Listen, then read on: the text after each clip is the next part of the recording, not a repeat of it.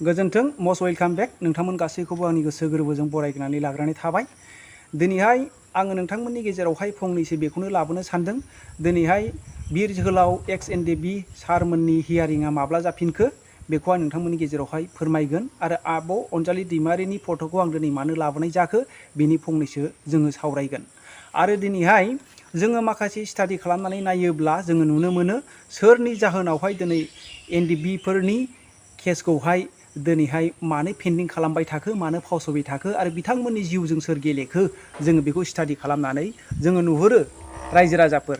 दिनैहाय जोङो झारखन्ड दिनै बिथांमोनहाबो आदिबासि सावथालफोर बिथांमोनहाबो नांनायनि गेजेरजोंहाय दिनै झारखन्डखौ मोनदों। बिथांमोनहा सान्ति सुक्ति एकर्ड जानाय लोगो लोगोनो पिस एकर्ड जानाय लोगो लोगोनो बिथांमोननि सासेबो जेलाव थानाङाखै आरो बिथांमोनहा रावबो सासेबो जेल जाबावनाङाखै आरो बिथांमोननि केसआ बेबायदिनो थांलाय फैलाय खालामनो गोनां जायाखै। दिनै गोबांथार एनडिएफबिफ्रा दिनैहाय पिस एकर्ड जादोंब्लाबो दिनै न'निफ्राय दिनैहाय बिथांमोनहा केस गेलेनो गोनां जादों आरो बेबायदिनो गोबांथार फाइनान्स केसाव नांनानै दिनै गोबांथार थाखा फैसा गारनो गोनां जादों रायजो राजाफोर। बे मोनसे दुखुनांथाव बाथ्रा। बे दिनैहाय जुदि अरिजिनेल एनडिएफबि मोनब्ला दिनै फेरेंगा आरो दिनैहाय गबिन्द सारमोन बिथांमोनहा दिनैहाय केस फाइनान्स केसाव बिथांमोनहाबो नांनो गोनां जादोंमोन। दिनै जोङो स्टाडि खालामनानै नायोब्ला रायजो राजाफोर दिनैहाय बिथांमोनहा अरिजिनेल एनडिएफबि नङामोन होननानै जोङो साननो हायो। जायनि फलाव दिनै बिथांमोनाव माबा केसआनो नाङाखै। बिसोर गुबुन आफादनिसोमोन जोङो साननानै बेखौ लानो हायो। बिसोर एनडिएफबि नङामोन होननानै जोङो साननानै लानो हायो रायजो राजाफोर। जायनि फलावहाय दिनैहाय जोङो स्टाडि खालामनानै जे पइन्टखौ जों स्टाडि खालामनानै जों नायोब्ला जोङो नुनो मोनो दिनै रन्जन दैमारि सारनि आन्दारावनो दिनैहाय थानानै दिनै मावबोनाय दिनै गबिन्द बसुमतारी आरो फेरेंगा सारमोनहा दिनै जोङो बेखौ स्टाडि खालामनानै नायोब्ला बिराद दुखुनांथाव रायजो राजाफोर। दिनै बिटिसि एग्रिमेन्ट 2000 माबायावहाय 3आवहाय 2003 मायथाइयाव जों पिस एकर्ड जादोंमोन बिएलटिजोंहाय इण्डियान गभर्नमेन्टजों। बे समावहाय रावबो बिएलटिफ्रा माबा जानाय एकर्ड जानाय लोगो लोगोनो बिथांमोनहा जेल जाबावनाङाखै आरो बिथांमोननि केसआ दिनै उथायफिनजायाखै। दिनै जोंनि बिटिआर एकर्डआ दिनैहाय प्रमद बर' सारमोनहा दिनै बिथांमोननि जिउजों गेलेदों जोङो बेखौ नोङो नायनो हायो।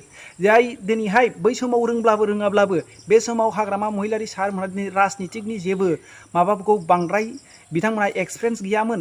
बै समाव बे माबा बिथांमोननिफ्राय रोंसिन बेबायदिनो सानसुमा खुंगुर बसुमतारी आरो दिनैहाय जोङो नुनो मोनो प्रमिला रानि महिलाफोरनि गेजेरावहाय बिथांमोनहाबो चिफ मावनो हायोमोन। आरो बेबायदिनो जोङो इउजि ब्रह्म बिथांमोनहा उपेन्द्र सारमोनजोंहाय माबानायमोनजोंहाय बड'फा सारमोनजोंहाय दिनै बिथांमोनहा मावबोफानो मोननाय बिथांमोनहा दिनैहाय मावनो हायोमोन। हाग्रामा महिलारि सारनिफ्राय गोरोंसिनमोन जोङो बै समाव स्टाडि मोनो। दाथ' कम्पेयार खालामोब्ला बिथांमोनहा हाग्रामा सारनि बेसेबा गाहायाव जोङो नुनो मोनो। दिनै बिथांमोनहा गावसिनि सिट लालसायावसो जोङो थानायखौ स्टाडि खालामनायावसो जों नुनो मोनो। दिनै बिथांमोनहा गोसो होआखै। दिनै जुदि रन्जन दैमारि सारा जुदि ओंखारबोयोब्ला दिनैहाय गबिन्द सारमोन बायदि सिटआ गिनांगोन नामा आरो दिनैहाय प्रमद बर' सारमोननि सिटआ गिनांगोन नामा बेखौ गिनायनि जाहोनावहाय दिनै बिथांमोनहा बख'नो गोसो गैयैखौ जोङो नुदों। जाय केस होग्रा बिथांमोनानो जुदि हियारिंआव नुजानो हायाखैब्ला उइदाउट खेबसे खेबनै हियारिंआ बावहाय बिथांमोनहा फेल जानाय लोगो लोगोनो बेफोर गासैबो माबाफ्रा देरहानायाव अट'मेटिक देरहानायाव फैयो। मानो होनोब्ला बिसोरो जुदि नंथारगौब्ला खेबसे खेबनैयाथ' केन्सेल जानो हागौ दे। मानो बार दिनै केन्सेल जासेयावबो दिनै बिथांमोनना केसआ दिनै मानो सावरायजायाखै। बेनो जाहैबाय राजनितिकआव नांदों रायजो राजाफोर। दिनैहाय दुखुथिया बिथांमोनखौनो जोङो दिनैहाय जायफ्रानाखि दिनैहाय पावाराव दङ बिथांमोनहानो जायफ्रानाखि सरकार सालायदों बिथांमोनहानो रन्जन दैमारि सार आरो दिनैहाय एक्स एनडिएफबि फाइनान्स केसाव नांनाय बिर जोहोलावफोरनि जिउजों गेलेनायखौ जोङो नुहुरदों रायजो राजाफोर। नैबे सासे मानसिनि दिनै भिडिअ क्लिप नोंथांमोननि गेजेराव आं लाबोगोन। बिथांनि आङो भिडिअ क्लिपखौहाय रेकर्डिंखौ आं 100आव 100 आङो सानो रायजो राजाफोर। दिनैहाय आब' अनजालि दैमारिमोन बिथांमोननिबो माखासे गोरोन्थि दङ। दिनैहाय बिथांमोनहाबो जल्दिबाजि हिसाबैहाय दिनै बिथांमोननि गेजेरावनो थानानै माखासे दिनै गवाब्लाबो दिनै खुद्रि सारनाय गोहोआ माबाया आखला दिनैहाय माबाया फिलिंआ दिनैहाय अनजालि दैमारि बायद' बा आब'मोननियाव थानाङामोन। दिनैहाय बिथाङा बिजेपि बा इउपिपिएलनि गेजेराव थानानैनो दिनै बिथांमोनखौ प्रेसार होबाय थानांगौमोन। दिनै बिथाङा मानगोनां दिनैहाय अनजालि दैमारि बायद'आबो आब'आबो दिनैहाय गोरोन्थि बेखौ नुदों रायजो राजाफोर।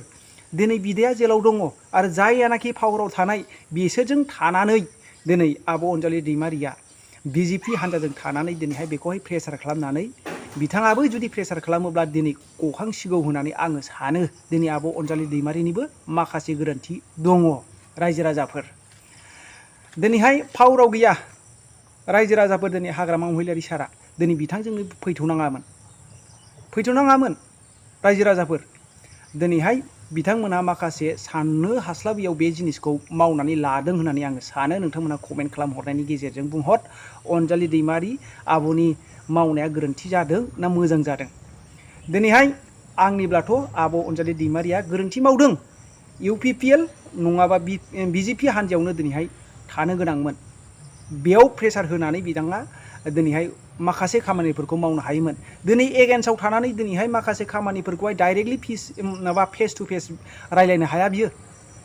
दिनै अनजालि दैमारि बायद'मोनहा आब'मोनहा माब्लाबाबो रायलायनो हाया गुबुनाव। जुदि गावनि पार्टियावनो थाखानायब्ला दिनै बिथांखौबो दिनै सेन्ट्रेलनिफ्राय लानानै गासै गाहाय लेभेलनिफ्राय लानानै सेन्ट्रेल लेभेलसिम मिथिगौ। जायनि फलाव आङो दिनै नोंथांमोननि गेजेराव लाबोदों गोरोन्थिया आब' अनजालि दैमारिनिबो होननानै। दिनै नोंथांमोना कमेन्ट खालामहरनायनि गेजेरजों बुंहर फैगोन 5 आगस्टआवहाय नैबे जोंनि NDBफोरनि हियारिंआ जाफिनगोन। बिनि थाखायनो इसोरनियाव बयबो इसोरनियाव आर'ज खालाम बेबायदिनो अट'मेटिक देरहानायनि लामायाव फैनाय बायदि। आरो नैबे रेकर्डिंखौ नोंथांमोनहा खोनासंजोबखांनायनि उनाव नोंथांमोनहा कमेन्ट खालामहर। फरायनो थांनायखौ जों बाव नुनो मोनदों। एबा खैसारि आरो मोनसे षड़यन्त्रजों बिथांखौ जोबथेनाय बायदि जों नुनो मोनो। मानो होनोबा बुहुमाव शान्ति एकर्ड होनना बुङोबा शान्तिनि सार्थआव जाय सहि खालामदों बे उदां अख्राङाव थानो मोननांगौ। जों बेखौ लुगैयो। मानोना जुदि सासे मानसिया सासे सुबुङा जुदि गमामायैनो NDFBनि जिथुनाखि गायसनगिरि आफादगिरि रन्जन दैमारिया जुदि बेखौ जुदि सिगाङाव लवार कर्टआ बार्डिक्ट होखानानै जुदि बेखौ लाइफ टाइम सेन्टेन्स होदोंबा गतिके बेखौ बख'नो नाङामोन। आरो बेखौ बख'ना लांनानै सिगनेटारिस खालामनानै आरो सोफिननाय अर्थआ जादों जे बिथाङा गनो हाथावना मोनसे थासारियाव दंखायोमोन। सिगनेटारिसफ्रा दिनै हम मिनिस्टारजों रायज्लायनानै बिथांनि जिथुनाखि साजा होनाय बे साजाखौ सावरायफिननानै बिथांमोना बख'नायनि दिनै गोख्रों राहा लानांगौमोन। आरो जों सानो जुदि सिगनेटारिसफ्रा जुदि सान्तियानो सान्ति जायाखैब्ला दिनै बिथांमोना माबोरै सान्ति एकर्ड होनना गनायना लानो हाखो। बिथांमोना थांनानै आंनि खावलायनाय जोंनि खावलायनाया जाहैबाय जायफोर सिगनेटारिस दं बिथांमोना थाबैनो हम मिनिस्टारजों रायज्लायनानै बिथांखौ बख'नायनि बिथांनि साजाखौ आरो फिन बिजिरफिननानै दरखार जाबा आयेननि गेजेरजों बिजिरफिननानै राष्ट्रपतिनिसिम थांनानै बिथांखौ मोनसे समाधान होनानै उदां अख्राङाव थानो हानायनि बेबस्था खालामनांगौ। जे बिटिआर एकर्डआ जुदि गमामायैनो शान्ति एकर्डब्ला होमबा गासिबो केसफ्रा गासिबो जोबथेसालियाव थानायफ्रा उदां जानांगौ शान्तिनि सार्थआव। खिन्थु दिनै जों शान्ति नुनो मोनाखै। जुदि शान्तियानो जामाराखैबा जों खावलायदों थाबैनो बे साननैसोनि भितराव सिगनेटारिसफ्रा बे एकर्डखौ सिगनेचारखौ उथायनानै एकर्डखौनो शान्ति सुक्ति नङा होननानै डिनाउन्स खालामनांगौ होनना जों बुंबाय थादों। दिनै फेरेंगा मोना जिबायदि एखेबारे लाव बेखौ तरल बक्तब्य होनना बुङो। जिबायदि गावनि सार्थ गावनि सियारखौल' बासायनो थांनानै माखासे जाथावै आदजाथारि बाथ्रा बुंनानै दायनिफ्राय एरायनो नागिरदों। बे मोनसे लाजिथावना आरो दुखुनांथाव बाथ्रा जादों आरोखि। ओंखायनो जों सानो जों बाहेरनिफ्राय जों नुयो मात्र बिटिआरनि गादिखौ नायनानैसो बिथांमोनहा गावजों गाव गादि बायजानो गिनानै दिनै जेबो बुङाखै। खारन बिसोरो इतिमध्य सेन्ट्रेल गभर्नमेन्ट स्टेट गभर्नमेन्टआ मोजां सानदोंब्लाबो जोंनि मानसिफ्रासो गाज्रि होनना जों बुंनो सानदों। हिमन्त बिश्व शर्माखौ सोंनायाव नोंथांमोना जेलाव थानाय NDFBनि फाउन्डार प्रेसिडेन्ट रन्जन दैमारिखौ माबोरै बहनना लांनानै सिगनेटारिस खालामहोखो होनना बुंनायाव बिथाङा होनदोंमोन जे रन्जन दैमारिनि सायाव केस होनाया गभर्नमेन्टनिसो आर्जि। गभर्नमेन्टआ गोसो जायोबा बिनि केसखौ बिजिरनो हायो होननानै खोथा मोनसे मिडियानि सिगाङाव बुंदोंमोन। जों दाबो गोसोआव दं। आरो बे मिडियाखौ नंखाय नुदोंमोन बै समनि होनाय बिनि जिथु बाइटखौ नायबा जों नुनो मोनो। अब्ला बिथाङा मोनसे चान्स होदों। सेन्ट्रेल गभर्नमेन्टआबोथ' मोनसे चान्स होदोंमोन जे रन्जन दैमारिया इसिबां बिदि दाय मावाखै जे जिथुनाखि बेखौ एखेबारे जिउनां साजा होगोन। जों नुनो मोनदों 2014 सननि बाथ्रा धेमाजियाव आलफाया गथ' स्कुलनि फरायसाफोरखौ बमा होनानै माने बुथारजोबनाय। अब्ला दिनै बै समनि गथ'फोरनि जिउखौ माने फोजोबस्रांनायाव दिनै बिनि चार्जशिटबो गैया, बै समनि माबाबो गैया। जेराव रन्जन दैमारिखौ बे समाव बांलादेशआव थानायखौ बिथाङा जे बाव इनभल्भ दं होननानै बिदि मोनसे साफिसियेन्ट डकुमेन्टसबो गैया। अब्ला जों नुदों जे बाव जोंखौ बिमा गदायनि माने मेगनजों जों नायनायखौ नुनो मोनदों। जोंनि सायाव बर'नि सायाव दिनै थार बिजिरनाय मोनाखै। बेनिखायनो जों खावलायनो गोजोन सुक्तिनि सार्थआव बेखौ नायबिजिरफिननानै बिथांखौ माने उदां नख्राङाव थानो हानायनि बेबस्था खालामनांगौ। आरो नङाब्ला दिनै बिथांमोनहा जायफोरनि सिगनेटारिस दं बे सिगनेटारिसफ्रा रिजाइन होजोबनांगौ। सियाल गोथां होननानै माबाया बुंबाय थायो फेरेंगाया, ना गावसोरना माबा सियाल गोथां। दिनै बुंनो थाङो जे बिटिआरनि चिफ प्रमद बर' मालाबा बिएससि पास होनो, मालाबा एमएससि पास होनो। धेमाजियाव आलफाया गथ' स्कुलनि फरायसाफोरखौ बमा होनानै माने बुथारजोब। गिबियावनो आङो एनडिएफबि एक्स एनडिएफबिनि सासे लोगो आफादगिरि हिसाबै गिबियाव खौरां लागिरि नोंथांमोननिसिम अननाय सिनाय जासिबाय आरो लोगोसे साफ्रोमबो बर' रायजो राजा खौरां लागिरि नोंथांमोननिसिमबो एनडिएफबि एक्स एनडिएफबिनिफ्राय गिबियाव खुलुमनायखौ जासिनाय थाबाय। सिबिजाथाव जोंनि बारग' एनडिएफबिफोरनि सायाव आङो गुरैयै आपिल खालामनो नागिरदों। मानगोनां जोंनि बारग' एक्स एनडिएफबि नोंथांमोनखौहाय अराय समनि थाखाय जोंहा गोबां खामानि मावनांगौ दङ। थांनाय 2020 27 जानुवारियाव जिहेतु 2020आव 27 जानुवारियाव जिहेतु बिटारि कर्ट जालांनाय, बे बिटारि कर्ट जालांनायनि माखासे एमअसफोरनि माखासे पस्टफोरखौ मावफुंनांगौ जायोब्ला जों माखासे एनडिएफबि एक्स एनडिएफबि हिसाबै बा बारग' एक्स एनडिएफबि हिसाबै जोङो मोनसे सरकारनि सायावहाय जोङो एसे एनैबाबो बुंलांबायनो थाखाय एसे प्रेसार होलांनांगौनि थाखाय बे कर्सआव लिरनाय खामानिखौ मोजां मोनफुंजोबनांगौनि थाखाय जों एक्स एनडिएफबिफोरा जों खौसे जायोब्ला इयुनावहाय जोङो साक्सेस जागोन जों बेखौ मिजिंथिदों। खिन्थु बारग' एक्स एनडिएफबि हिसाबै जुदि जों बिदि लेथेर फेथेर थाबाय थायोब्ला जों जोंनि खामानिखौ दिनैहाय जों मालाबाबो साक्सेस जागोन जों बेखौ नुहुराखै। मानो होनोबा दिनै जोंहा गां बिराद गिदिर समस्या, बे समस्यायानो जाहैबाय जोंनि मानगोनां फाउन्डार रन्जन दैमारि सारा दिनैसिमबो सेन्ट्रेल जेलावहाय दिनै भुगिनांदों, दुखु खस्थ' लानांबाय थादों। बियो लासिं सिं बाथ्राया जोंनिल' नङा, बियो सारा बुहुमाव सारा जाथियानो दिनैहाय सिगनेटरि हिसाबै बे मानो गवाखै बे कुइसना दिनै मोनफ्रोमबो जाथि जन'गोष्ठीनि इन्टेलिजेन्सफोरनि रावाव दिनै ओंखारदों। आरो बेजों लोगोसे सेन्ट्रेल जेलाव जोंहा दिनै 54 लिडार केडार्सफ्रा दिनै आरो दंबावो। आरो बेजों लोगोसे जोंहा हारिनि थाखाय गोबाव आखाइ हाथियार लानानै नांलांनाय दिनै मा होनो बिर जोहोलाव बिथांमोननोबो जोङो दिनै एक्ससिजिआ हिसाबै 5 लाख थाखाखौ जों मोनफुंजोबनो हायाखै। आरो बेजों लोगोसे जोंहा थांनानै थानाय माखासे रिहेबिलिटेसननि बाथ्रा दिनै बेफोरखौबो जों मोनफुंजोबनो हायाखै। साख्रि बाख्रिनि खोथा जों बेखौ दिनै मावफुंना लानो हायाखै। केस टेसफ्राबो दिनै उदां जानो हायाखै। आउट अफ स्टेट दिनै नेपाल आरो भुटान आरो गुबुन स्टेटफ्राव दिनै आरोबाव दिनै एक्स एनडिएफबिफ्रा दिनै जेलाव दङ। दा बैसोर बायदि मानसिखौ जुदि जोङो गासैबो उदां अख्राङाव लाबोनांगौ जायोब्ला फाउन्डार मानगोनां रन्जन दैमारिनिफ्राय आरम्भ खालामनानै जोङो बिथांमोनखौ जुदि लाबोनांगौ जायोबा जों बयबो एक्स एनडिएफबिफ्रा जों खौसे जानांगोन। दा जों खौसे आरो इउनिटि थायोब्लासो जों गासैबो खामानिखौ जों मावनो हागोन। आरो जों आसा दङ जों खौसे जाथारनांगोन।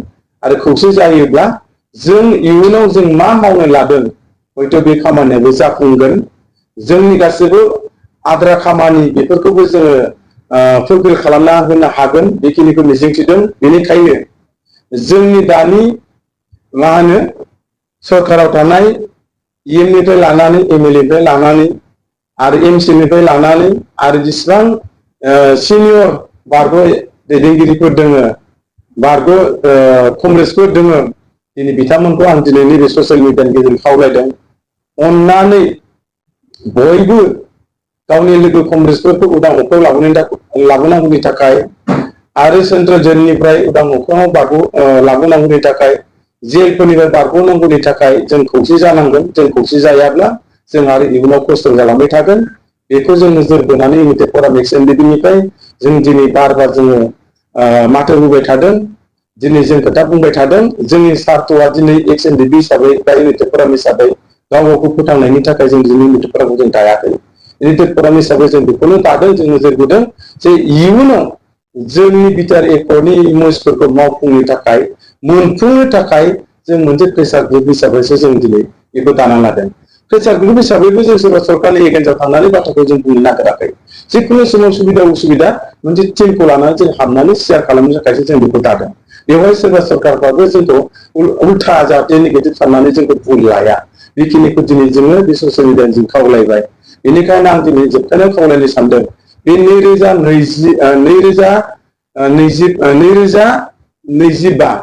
2025 नि गेजेराव बारग' एक्स एनडिबिफ्रा जुदि ज' जानो हायाब्ला, बे सना जुदि बारलाङोब्ला आरो जों एक्स एनडिबि हिसाबै बे जायगायाव जों माबोरै थांना थागोन आरो जोंनि इउनिटिया बे समाव जों मोनगोन ना मोना जों बेखौ मालाबाबो हास्थायनाय नङा। बेनिखायनो नैबे 2025 नि गेजेरावनो जुदि जों इउनिटि जानानै जोंनि थांखिफोरखौ जोङो मोगथां महर मोनहोनो थाखाय जों खौसे खेबसेनि थाखाय जों लिडार फिडार गासिबो ज' सावरायनांगौथि दं होननानै आं दिनै खावलायबाय।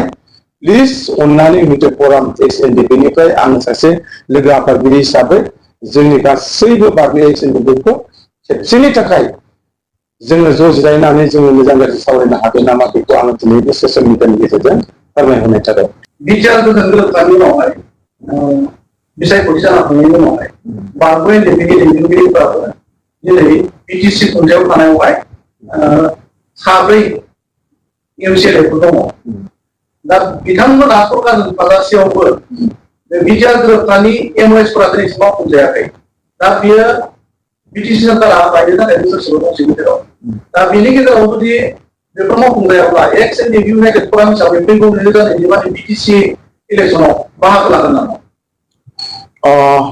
नोंनि सोंनायनि कुइसना जोबोद इन्टारेस्टिं आरो बेखौ होनो गोनां दङ मेसेजखौ, जे दानि माखासे नैबे पावाराव थानाय बा सरकाराव थानाय जोंनि माखासे इएमनिफ्राय लानानै एमएनिफ्राय लानानै डेपुटेसननिफ्राय लानानै आरो माखासे एमसिएलएफोर दङ, जे बिथांमोना दिनै पावाराव थानानैबो माखासे खामानिखौ किसु बुस्थुखौ एलायन्सआव थानाय हिसाबै सिंगेल हिसाबै बारग' एनडिबिनि थाखाय बिथांमोना खोथा बाथ्राखौ बुङा नङा बुंदोंबो खोमा, किन्तु किसु बुस्थुखौ सिंगेल हिसाबै बिथांमोना मावहोनो हायाखै। बे बुस्थुखौ आं दिनै नोजोर होदों। बेनिखायनो दिनैहाय बिथांमोना दिनै सिन्था खालामनाया मोजां, बे 2025 नि गेजेराव जोंनि माखासे क्लजफोरनि खामानिखौ मावनो गोनां जायोब्ला जोङो जेरैखि जाया ज' जानांगोन आरो जोंनि एमओएसफोरनि खामानिखौ मावनो थाखाय बिथांमोनाबो ज'यैनो जोंजों सावरायनांगोन, अब्लासो बिखेमनो साक्सेस जागोन। आरो 2025 आवहाय इलेक्शननि बाथ्रा दिनै एसे एनै ससियेल मिडियाआव ओंखारबाय थादों, जे सम आरो थासारिया जुदि थोनोब्ला बे 2025 नि गेजेराव जुदि जोंनि एनडिबिनि माखासे क्लजफ्राव जुदि मावफुंजायाब्ला, जुदि मोगथां महराव जुदि मोनाबा, फाउन्डार मानगोनां दैदेनगिरिफोरा जुदि गवाब्ला, हयथ' इउनिटि फराम एक्स एनडिबिनिफ्राय बे बुस्थुखौ जोङो साननोबो